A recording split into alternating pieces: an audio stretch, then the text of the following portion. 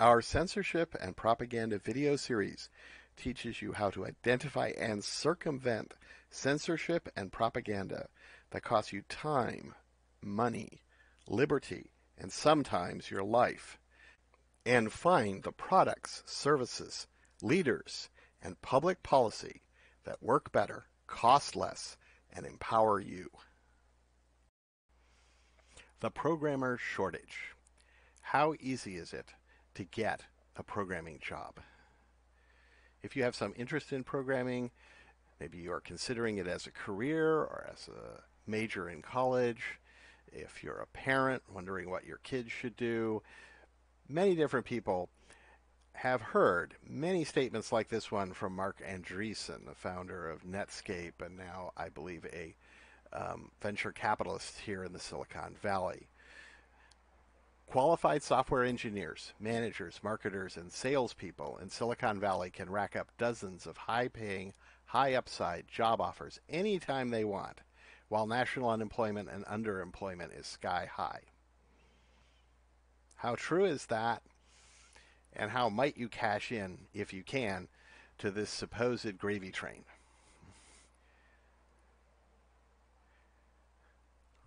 So this is an article that I did a few years ago about Microsoft, one of the major employers of top programmers and marketers and salespeople in software, on their layoffs and their claims of shortages of these very same people, just like Marc Andreessen. The acronym STEM here stands for Science, Technology, Engineering, and Mathematics. And it's very common to see claims of shortages of especially programmers referred to as STEM shortages. I'm going to focus specifically on programmers here, but many of my comments do apply to other fields of engineering, to science, to Ph.D. programs, but I'm going to focus specifically on programming. So in 2008, a while ago now, right at the time of the financial crash in 2008, Bill Gates testified to the House Committee on Science, Technology, Engineering, and Mathematics, the House Committee on Science and Technology in 2008. And I'm going to quote this quote here. I know we all want the U.S. to continue to be the world center for innovation, but our position is at risk. There are many reasons for this, but two stand out. First, U.S. companies face a severe shortfall of scientists and engineers with expertise to develop the next generation of breakthroughs. Second, we don't invest enough as a nation in the basic research needed to drive long-term innovation. Now, Bill Gates and Microsoft, as well as many other prominent computer industry high-tech leaders, like Marc Andreessen, for example, claim this continuously. They were claiming it in 2008, and they are claiming it today. Well, shortly after he made this statement, in early 2009, Microsoft laid off about 5,000 of these supposedly very difficult to find workers at Microsoft in 2009. They went on to much larger layoffs in 2014 and 2015 of at least 18,000 employees, many of these from their Nokia division in Finland. Now, Finland has one of the best, according to international tests, one of the best science and mathematics and education systems in the world. One of the very best. In fact, they were the best for a number of years, outranking countries you tend to hear more about in the Far East, like Singapore, for example. And nonetheless, Microsoft, despite having such difficulty finding scientists and engineers, qualified ones, whatever that means, laid off a large number of these people in 2015. Even more remarkably, the same month that Microsoft announced these layoffs of these 18,000 difficult-to-find workers, the New York Times published an opinion editorial, Break the Immigration Impasse, ostensibly written by Sheldon Adelson, who recently passed away, Warren Buffett, the famous investor, and Bill Gates. So this was on July 11th, 2014, calling for immigration reform. And here's what they were saying. We believe it borders on insanity to train intelligent and motivated people in our universities, often subsidizing their education, and then to deport them when they graduate. Many of these people, of course, want to return to their home country, and that's fine. But for those who wish to stay and work in computer science or technology fields badly in need of their services, let's roll out the welcome mat. Apparently not for these 18,000 or so people, however. In July of 2015, Microsoft announced layoffs of an additional 7,800 employees, mostly related to Nokia. In May 2016, Microsoft announced layoffs of 2,000, another 1,300 from Nokia, according to the reports. July 2016, Microsoft announced layoffs of 2,850 employees, and this article was last updated in July of 2017, and Microsoft confirmed reports of plans layoffs of 3,000 employees. So this is at least 35,000 employees, with more cuts likely to be coming, since they announced how difficult it was to find qualified people. And yet they threw away 35,000 people with direct experience working for Microsoft, and all very highly qualified. And I'll say a little bit more about that in a moment. Microsoft also had officially, up until 2013, a stack and rank policy, which was criticized in an article in Vanity Fair by Kurt Eichenwald in July 2012. What's significant in stack and rank is here you have these very hard to find. You desperately need them. They're so rare you can't find them, programmers and other kinds of workers. But you rank them on a curve, even though they're all among the top programmers and marketers and salespeople in the world. You rank them on a curve and you get rid of 10% of them, the lowest performers. Now, is that sensible to do if you're really desperate? I mean, think if you ran a hospital like this, right? You finally found that those neurosurgeons you desperately need with their 15 years of training and everything like that. And we're not talking about getting rid of, like, bad neurosurgeons. You're just saying, well, hey, we're super hospital X. Let's get rid of the bottom 10%. That'll produce as defined on some curve. And somehow that will solve our shortage of neurosurgeons. Obviously doesn't sound right. Now, Microsoft is not alone in these kind of claims, as I showed with Marc Andreessen. They're pervasive in the high-tech industries that employ programmers. And I'm mostly talking about programmers, and it mostly refers to programmers. So the actions of Microsoft specifically, and more generally many other companies, do not in fact match this kind of rhetoric. And I just want to show briefly, this is the actual testimony on the Microsoft website. And again, here's where he's saying what I was quoting. I know we all want the U.S. to continue to be the world's center for innovation, but our position is at risk. There are many reasons for this, but two stand out. First, U.S. companies face a severe shortfall of scientists and engineers with expertise to develop the next generation of breakthroughs. Now, Microsoft's claims, Bill Gates' claims of these shortages have been questioned by a wide range of experts. This happens to be the Economic Policy Institute, which is affiliated with the AFL-CIO, questioning them in 2012. But these things have been seriously questioned by a lot of observers who generally do not work for high-tech employers who want to hire programmers. Sometimes they're labor union affiliated. Some of them are professors like Peter Capelli or Ron Hira or various others. They come across the political spectrum. Michael Teitelbaum is another well-known critic. What they all have found as they looked into it is that there don't seem to be anywhere near these shortages. There aren't skyrocketing salaries for software engineers. They barely keep pace with inflation very frequently. So what this means is that the programmer shortage is a very iffy thing. Well, what do they really mean? What are they talking about in terms of a shortage? Considering that they're laying people off. It's very questionable whether they genuinely believe this, but let's get into a couple points that I want to make. Getting a job at Microsoft or Google or some of these other companies is extremely difficult.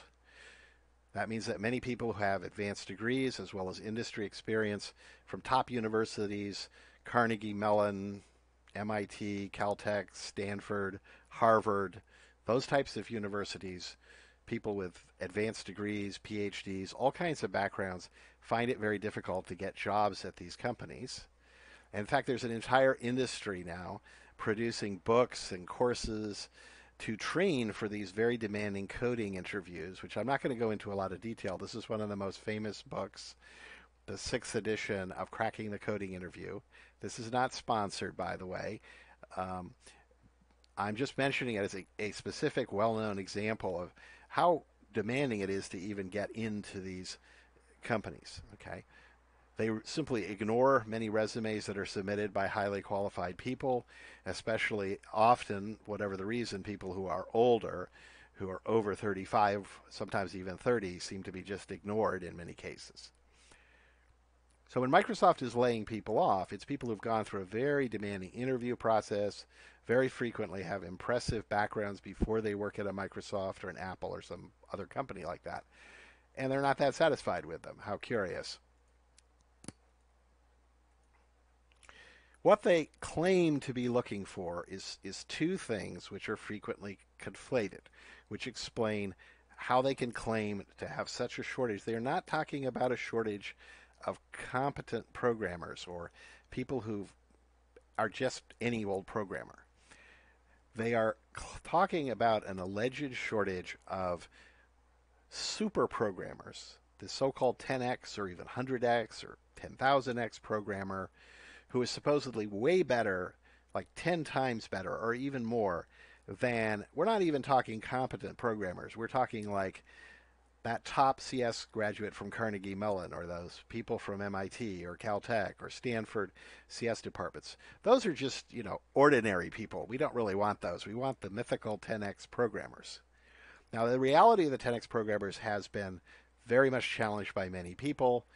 There's a book from an expert a few years ago called Leprechauns of Software Engineering. One of the chapters is he tries to track down on what scientific or evidentiary basis for this belief that some programmers are 10 times more productive than others. And these are these mutant supermen, sort of like the X-Men in Marvel Comics or something like this, who are way better than just the garden variety graduate of one of the top universities in the country, or your garden variety person. Maybe they programmed at, some bank or something for several years. No. Those are not 10x programmers. Well, there's very little evidentiary basis for this. In fact, some of the studies that he finds are comparing the performance of programmers using different programming tools. For example, old-fashioned assembly code, which almost nobody uses anymore, versus modern compiled languages like C, C++, Fortran, Python is not compiled, but Python would be another point of comparison. Some studies that are referred to, which are often of limited scientific value. I mean, this is studying human beings in work environments. It's hard to produce really good quality studies in that environment, but they are actually referring to, workers who have an office and can close the door and work in quiet and concentrate and focus are a lot more productive than ones in a packed open office environment full of noise and interruptions and notifications. Of course, that is nothing about the programmer. It just says that people in environments where you can focus and concentrate without interruptions in a concentration-dependent job like programming or certain types of writing or many human activities, people are significantly more productive in certain environments. That's what they're talking about. They also mean, and these are often conflated, super specialists who are experts, typically with at least 3 years of paid professional experience. So it's not something you would learn at Carnegie Mellon or in a school. And they usually don't even like you work for the government or you work for a university or nonprofit employer. They want basically to hire somebody who has 3 years of paid professional experience at a competitor working on exactly the same project or something very similar, this kind of specialization. Now, that specialization is not really the same as some magical ability to program way faster than the vast majority of human beings, including top students with 800s on their SAT and 5s on their AP exams and all that kind of thing. But these are often conflated together in this job hunt. It's these kind of super programmers, super specialists in specific programming tools. That's really what they claim they face a shortage of. They claim they want to hire these people. They can't find them, and it's not surprising that you can't find 10x programmers because they are exceptionally rare if they exist. I don't believe I've ever personally worked with one, for example. Now, I've heard of a person one of my colleagues worked with that may have been a genuine 10x programmer, but it's exceptionally rare even in the Silicon Valley. And this is not an article about, or not a video that I'm doing about the 10x programmer myth and how true is it, but it's just to get some idea. They're looking for something exceptional, far beyond, if you went to Carnegie Mellon and you were one of the top students there, you wouldn't be this, and you wouldn't be the super specialist. So these programmer shortage stories are highly misleading. Now, programming can be a good job. It tends to be young people, and the companies seem to increasingly avoid people as they get older, particularly once they're over 35, especially once they look over 35. So, if you're 45 and you look like you're 25, you probably will have a significantly easier time looking for a job if you look and act like somebody in their 20s, maybe 30, than if you look like somebody in your 40s or 50s or 60s. Very likely some people use plastic surgery and other techniques. They shave their heads to get rid of the gray hair. They play various tricks to get around that. Generally, the employers want people with college degrees, which means your resume has when you got that college degree, so they can probably figure out you're over the 35 years. So the point is, there are good jobs, and in some areas, maybe some parts of Texas, for example, those salaries, adjusting for the local cost of living, your house ownership or rental rates, are low enough that they're good jobs. They don't put you in the top 1% of jobs. You have to make about $325,000 a year to be in the top 1% of jobs, like some people on Wall Street or other kinds of people. That's exceptionally rare with programmers in general. But you can do reasonably well. Many programmer jobs are concentrated in extremely expensive areas like the Silicon Valley or Manhattan in New York, but especially the Silicon Valley has some of the highest real estate prices in the world. And consequently, those salaries that seem impressive don't go so far in the Silicon Valley. So my point is not to be seduced by the idea that there's this real shortage, this desperation for, again, it's not just a competent programmer who went to, let's say, a middle-ranked state school, anything like that. They actually are turning up their noses with disdain, if not contempt, for people who have degrees from very top schools, people who have worked previously at successful companies, not just big companies, but startups. They're very picky. And so these statements about a shortage should be taken with more than a grain of salt. They're highly misleading. Now, I'm going to wrap up pretty shortly. What can you do to look for a job? Well, be young is a good thing. Realize many of the jobs have excessive hours and a lot of chaos, which makes them incompatible with a lot of personal, family, and other needs. But if you can bypass that,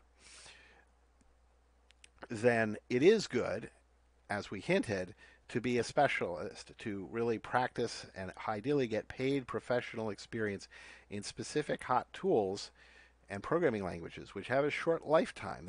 If you're lucky, you might become an expert in something that's hot for 10 years. So, for example, if you got out of school, well, maybe you learned the tool starting in school, summer jobs, internships, again, paid professional experience, and you might be able to milk the hot period of that tool and even beyond and do well, as some people do in programming. But it's far from easy. There's far from this desperate shortage of programming that's so frequently talked about. If you're thinking that way, you will make bad decisions about what to do. So remember, as I close up, despite this rhetoric, Microsoft and many other of these companies have laid off large numbers of highly qualified and often older, and by older we mean over the age of 35, software engineers, programmers, and indeed other related professionals. Marketing people, salespeople also get hit by this. Similar patterns show up. So take the claims of a programmer shortage with great caution. To the extent that they're real, they're talking about super programmers and super specialists in technically advanced tools who have many years of paid professional experience using those tools and extensive knowledge. They really know those tools extremely well. That's the purported shortage.